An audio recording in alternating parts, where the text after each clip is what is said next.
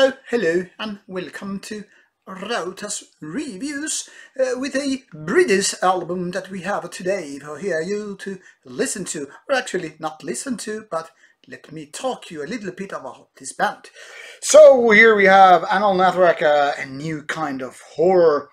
As you can see, based on the sticker on the cover, state-of-the-art extreme metal.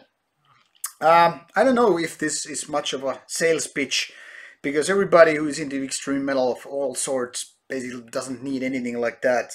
I don't know, maybe this is for young metalcore fans to shock the brain and whatnot. But Anaal Nathrakh has been here for almost 20 years. Started in 1999, they have been very active as a duo. Two guys working their asses off since the very beginning.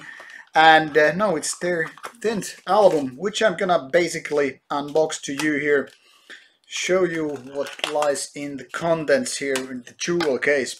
So, a 10th album by this duo. And, well, it could be speculated so many ways what this band is all about, what their music is like, but I like to stick to the version of mine, or not mine only, but anyway, kind of a combination of extreme metal and grindcore with some industrial elements. So basically industrial extreme metal.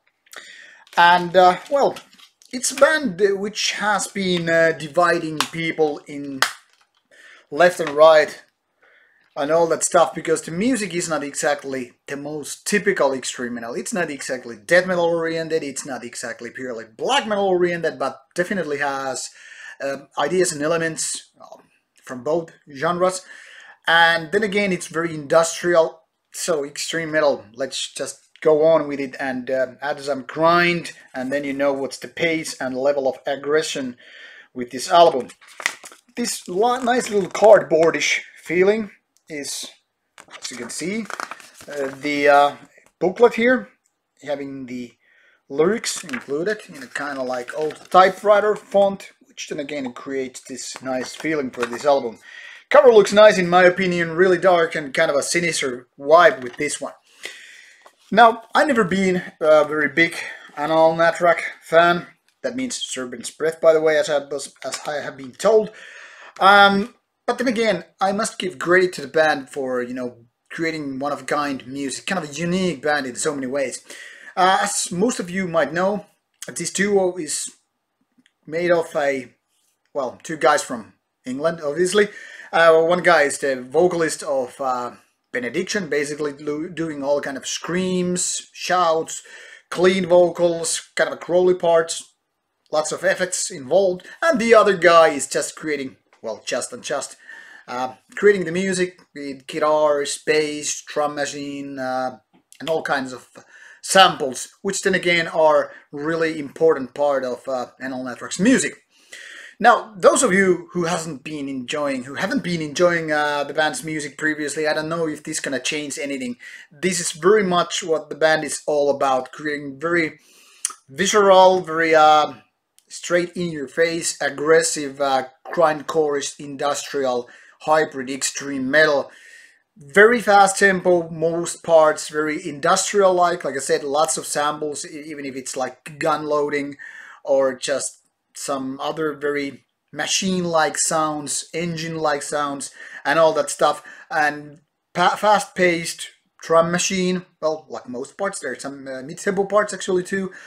And, well, very aggressive guitars as well. Now, the overproduction on this album is something that might actually divide people into more further different camps.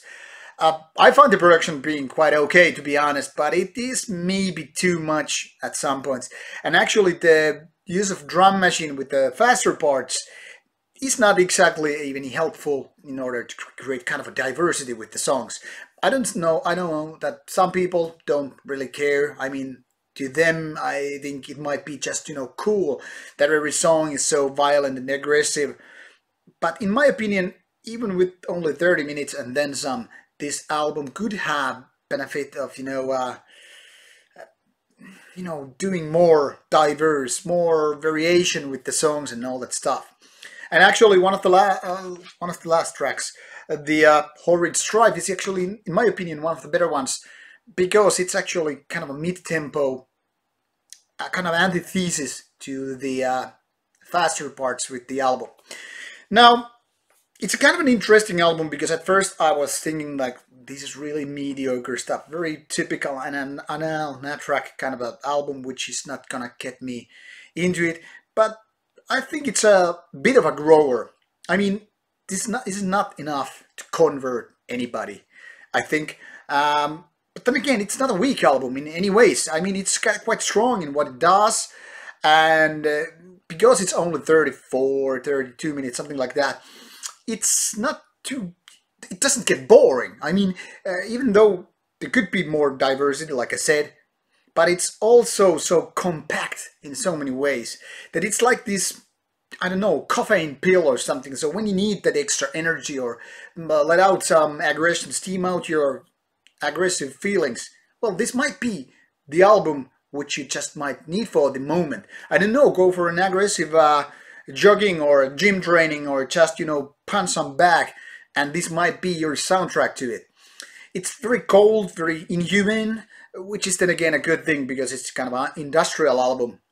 But it's not very riff oriented, and it's certainly not vocal oriented. There are some clean vocals, by the way, which then again might not be a huge surprise for the band's fans, but those of you who don't know exactly, there are some kind of heavy metal vocals which are kind of weird. They create this wonderful contrast, you know, to the music. I don't know if they are proper for this kind of album, but then again, I really didn't mind them. It's kind of nice that they have this bold way of adding them into the album, which is mostly expected to have screamy, growly kind of vocals and all that stuff. So definitely not your typical grind extreme metal album, not to, let alone industrial album, but not the best Anaal Nathrakh, I think, not the worst, but somewhere along those lines. So maybe if you have a spot for that kind of metal, you should give this one a chance. But like I said, it's not a converting album. So here it goes, Anaal Nathrakh. Enjoy. It is already out in stores, late September album actually. So have a good time with it and hope you get to steam out some feelings. Adios, amigos.